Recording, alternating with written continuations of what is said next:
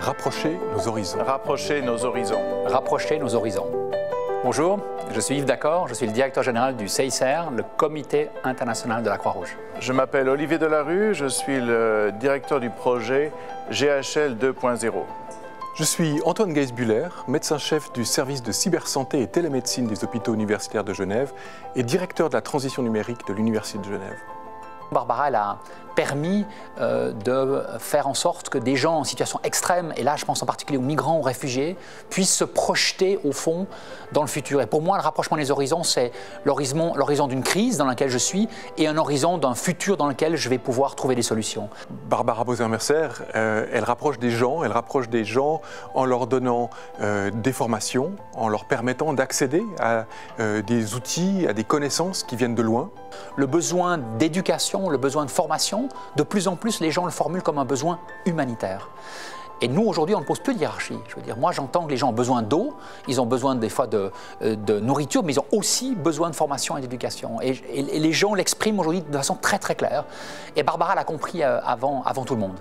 C'est ce que Barbara Boser-Mercer a réussi à faire avec InZone, de mettre en place un projet innovant qui permet d'apporter une solution novatrice à un problème essentiel qui est celui de l'apprentissage et de l'accès à l'éducation supérieure dans des situations d'urgence, dans des situations humanitaires. Ces personnes, ces réfugiés, sont coincés dans leur camp de réfugiés, n'ont en général pas beaucoup d'horizons dans le développement de leur carrière, de leur vie. Et donc, elle rapproche d'abord ces gens, elle leur amène ses connaissances, elle leur donne des possibilités de se développer, elle leur donne un espoir d'avoir une vie différente, une vie meilleure. Ce rapprochement entre des mondes qui, de prime abord, sont très éloignés, le monde universitaire européen et un camp de réfugiés au Kenya, mais grâce à la technologie, nous pouvons maintenant faire ces ponts. Je pense que les universités doivent commencer à réfléchir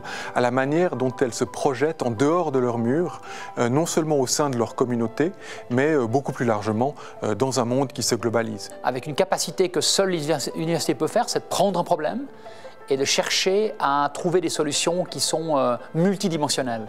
Et sur des questions aussi importantes, par exemple la question des migrants, les universités ont des solutions à proposer. Et dans ce cadre-là, je trouve que Barbara et le dispositif InZone sont plutôt à l'avant-garde de ce qui va se passer. L'université, elle est dans ses trois missions quand elle fait ces choses-là. Elle fait de l'enseignement, elle fait de la recherche et puis elle fait du service à la communauté. Je suis convaincu que les universités, dans les années qui viennent, vont devoir se repositionner et proposer en fait, des solutions à des problèmes qui sont aujourd'hui à nos sociétés et qui font que l'espace public et l'espace politique aujourd'hui n'est pas capable de gérer ces problèmes. Monsieur le recteur, mesdames et messieurs, chères étudiantes, chers étudiants, le bilan de 2018, 258 millions de migrants, dont 66 millions de personnes déplacées de force, et parmi ces 66 millions, il y a 26 millions de réfugiés et de demandeurs d'asile et 40 millions de personnes déplacées à l'intérieur de leur propre pays. D'ici à 2050, on s'attend à environ 405 millions de migrants au niveau global. La migration augmente au niveau mondial en raison des conditions économiques, politiques et climatiques. Les conflits et les guerres exacerbèrent la migration forcée.